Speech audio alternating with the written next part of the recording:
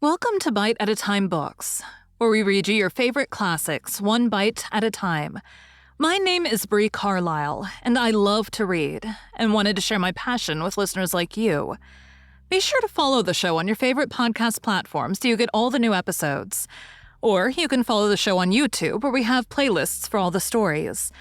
You can find us on all the social medias, at Bite at a Time Books, or on our website, biteatatimebooks.com, where you can also sign up for our newsletter for more information on what we're reading and what's coming next for the podcasts. We're a part of the Bite at a Time Books Productions Network. If you'd also like to hear what inspired your favorite classic author to write their novels, and what was going on in the world at the time, check out the Bite at a Time Books Behind the Story podcast, Tuesdays, wherever you listen to podcasts. Today we'll be continuing The Adventures of Sherlock Holmes by Arthur Conan Doyle. The 5 Orange Pips. Bite 3. Sherlock Holmes closed his eyes and placed his elbows upon the arms of his chair with his fingertips together.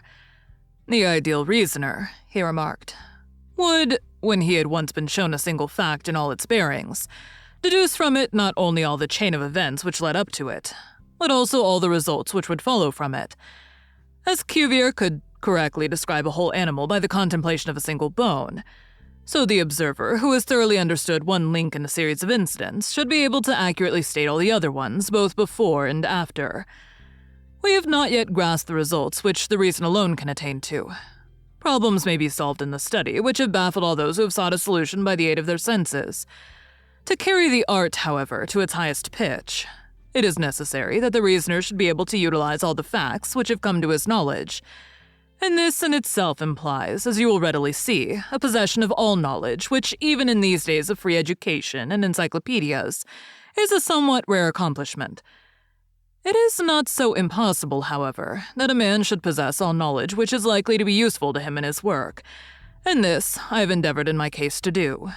If I remember rightly, you, on one occasion, in the early days of our friendship, defined my limits in a very precise fashion. Yes, I answered, laughing. It was a singular document. Philosophy, astronomy, and politics were marked at 0, I remember. Botany variable, geology profound as regards the mud stains from any region within 50 miles of town, chemistry eccentric, anatomy unsystematic, sensational literature and crime records unique, violin player, boxer, swordsman, lawyer, and self-poisoner by cocaine and tobacco. Those, I think, were the main points of my analysis. Holmes grinned at the last item. Well, he said, I say now as I said then, that a man should keep his little brain attic stocked with all the furniture that he is likely to use, and the rest he can put away in the lumber room of his library, where he can get it if he wants it. Now, for such a case as the one which has been submitted to us tonight, we need certainly to muster all our resources. Kindly hand me down the letter K of the American Encyclopedia, which stands upon the shelf beside you. Thank you. Now let us consider the situation and see what may be deduced from it. In the first place, we may start with a strong presumption that Colonel Openshaw had some very strong reason for leaving America. Men at this time of life do not change all their habits and exchange willingly the charming climate of Florida for the lonely life of an English provincial town. His extreme love of solitude in England suggests the idea that he was in fear of someone or something. So we may assume as a working hypothesis that it was fear of someone or something which drove him from America. As to what it was he feared, we can only deduce and by considering the formidable letters which were received by himself and his successors. Did you remark the postmarks of those letters? The first was from Pondicherry, the second from Dundee, and the third from London. From East London. What do you deduce from that? They are all seaports? That the writer was on board of a ship. Excellent. We already have a clue. There can be no doubt that the strong probability is that the writer was on board of a ship. And now let us consider another point. In the case of Pondicherry, 7 weeks elapsed between the threat and its fulfillment. In Dundee, it was only some 3 or 4 days. Does that suggest anything? A greater distance to travel? But the letter had also a greater distance to come. Then I do not see the point. There is, at least, a presumption that the vessel in which the man or men are is a sailing ship. It looks as if they always send their singular warning or token before them when starting upon their mission. You see how quickly the deed followed the sign when it came from Dundee. If they had come from Pondicherry in a steamer, they would have arrived almost as soon as their letter. But as a matter of fact, 7 weeks elapsed. I think that those 7 weeks represented the difference between the mailboat which brought the letter and the sailing vessel which brought the writer.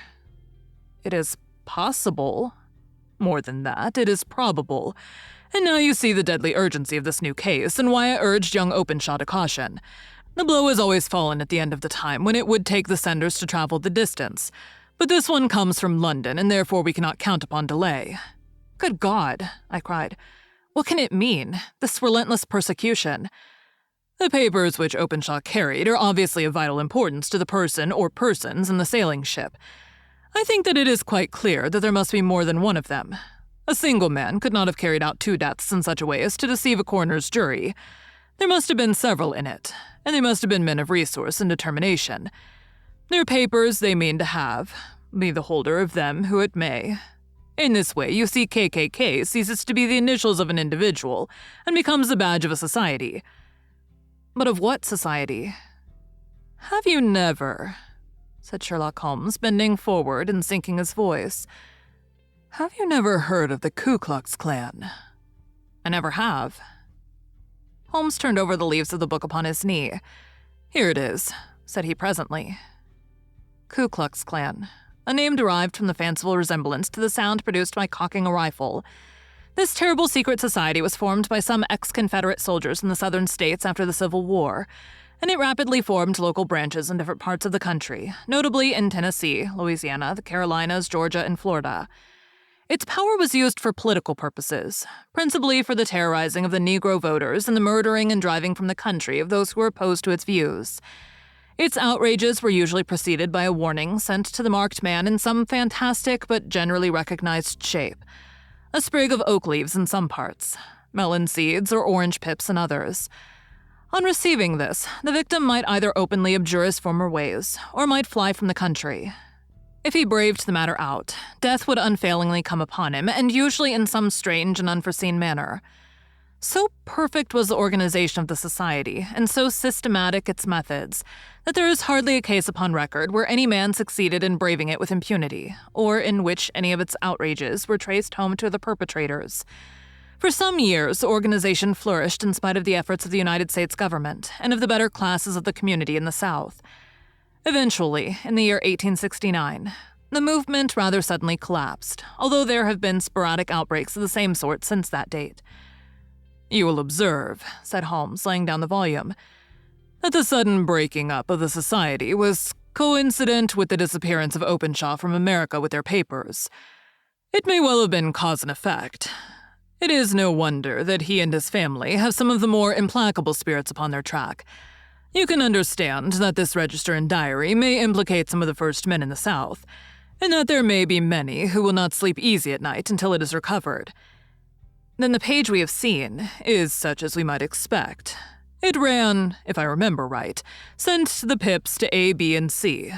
That is, sent the society's warning to them. Then there are successive entries that A and B cleared or left the country, and finally that C was visited, with, I fear, a sinister result for C. Well, I think, Doctor, that we may let some light into this dark place, and I believe that the only chance young Openshaw has in the meantime is to do what I have told him. There is nothing more to be said or to be done tonight, so hand me over my violin and let us try to forget for half an hour the miserable weather and the still more miserable ways of our fellow men.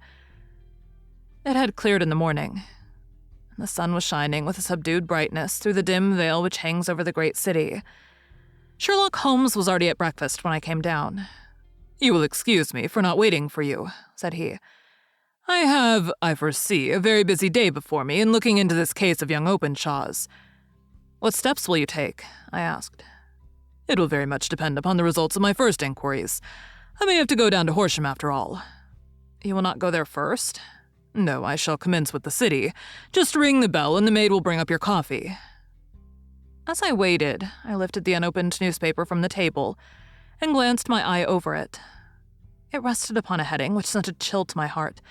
"Holmes," I cried, "you're too late." "Ah," said he, laying down his cup. "I feared as much. How was it done?" He spoke calmly, but I could see that he was deeply moved. My eye caught the name of Openshaw and the heading Tragedy Near Waterloo Bridge. Here's the account. Between 9 and 10 last night, Police Constable Cook of the H Division on duty near Waterloo Bridge heard a cry for help and a splash in the water. The night, however, was extremely dark and stormy, so that in spite of the help of several passers-by, it was quite impossible to effect a rescue. The alarm, however, was given, and by the aid of the water police, the body was eventually recovered. It proved to be that of a young gentleman whose name, as it appears from an envelope which was found in his pocket, was John Openshaw, and whose residence is near Horsham. It is conjectured that he may have been hurrying down to catch the last train from Waterloo Station, and that in his haste, in the extreme darkness, he missed his path and walked over the edge of one of the small landing places for river steamboats. The body exhibited no traces of violence, and there can be no doubt that the deceased had been the victim of an unfortunate accident, which should have the effect of calling the attention of the authorities to the condition of the riverside landing stages. We sat in silence for some minutes. Holmes more depressed and shaken than I had ever seen him. "That hurts my pride, Watson," he said at last. "It is a petty feeling, no doubt, but it hurts my pride. It becomes a personal matter with me now, and if God sends me health, I shall set my hand upon this gang. That he should come to me for help, and that I should send him away to his death." He sprang from his chair and paced about the room in uncontrollable agitation, with a flush upon his sallow cheeks and a nervous clasping and unclasping of his long, thin hands. "They must be cunning devils," he exclaimed at last. "How could they have decoyed him down there? The embankment is not on the direct line to the station. The bridge, no doubt, was too crowded, even on such a night, for their purpose. Well, Watson, we shall see who will win in the long run. I'm going out now." "To the police?" "No, I shall be my own police. When I've spun the web, they may take the flies, but not before." All day, I was engaged in my professional work, and it was late in the evening before I returned to Baker Street. Sherlock Holmes had not come back yet. It was nearly 10 o'clock before he entered, looking pale and worn. He walked up to the sideboard, and tearing a piece from the loaf, he devoured it voraciously, washing it down with a long draught of water. "You are hungry," I remarked. "Starving. It had escaped my memory. I've had nothing since breakfast." "Nothing?" "Not a bite. I had no time to think of it." "And how have you succeeded?" "Well." "You have a clue?" "I have them in the hollow of my hand. Young Openshaw shall not long remain unavenged. Why, Watson, let us put their own devilish trademark upon them. It is well thought of." "What do you mean?" He took an orange from the cupboard, and tearing it to pieces, he squeezed out the pips upon the table. Of these, he took 5 and thrust them into an envelope. On the inside of the flap, he wrote S.H. for J.O. Then he sealed it and addressed it to Captain James Calhoun, Barque, Lone Star, Savannah, Georgia. "That will await him when he enters port," said he, chuckling. "It may give him a sleepless night. He will find it as sure a precursor of his fate as Openshaw did before him." "And who is this Captain Calhoun?" "The leader of the gang. I shall have the others, but he first." "How did you trace it, then?" He took a large sheet of paper from his pocket, all covered with dates and names. "I've spent the whole day," said he, "over Lloyd's registers and files of the old papers, following the future career of every vessel which touched at Pondicherry in January and February in '83. There were 36 ships of fair tonnage which were reported there during those months. Of these, one, the Lone Star, instantly attracted my attention, since, although it was reported as having cleared from London, the name is that which is given to one of the states of the Union. Texas, I think. I was not, and am not sure which, but I knew that the ship must have an American origin. What then? I searched the Dundee records, and when I found that the Barque Lone Star was there in January '85, my suspicion became a certainty. I then inquired as to the vessels which lay at present in the port of London. Yes, the Lone Star had arrived here last week.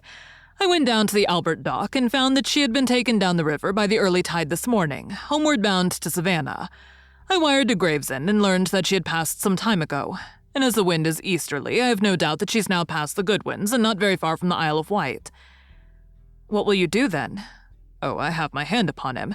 He and the 2 mates are, as I learn, the only native-born Americans in the ship. The others are Finns and Germans. I know also that they were all 3 away from the ship last night. I had it from the stevedore who had been loading their cargo. By the time that their sailing ship reaches Savannah, the mailboat will have carried this letter, and the cable will have informed the police of Savannah that these 3 gentlemen are badly wanted here upon a charge of murder. There is ever a flaw, however, in the best laid of human plans, and the murderers of John Openshaw were never to receive the orange pips which would show them that another, as cunning and as resolute as themselves, was upon their track. Very long and very severe were the equinoctial gales that year. We waited long for the news of the Lone Star of Savannah, but none ever reached us. We did at last hear that somewhere far out in the Atlantic, a shattered stern post of a boat was seen swinging in the trough of a wave with the letters L.S. carved upon it.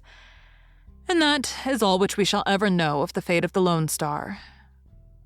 Thank you for joining Bite at a Time Books today, while we read a bite of one of your favorite classics.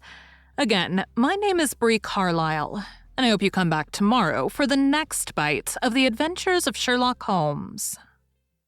If you enjoyed our show, be sure to follow us so you get all the new episodes.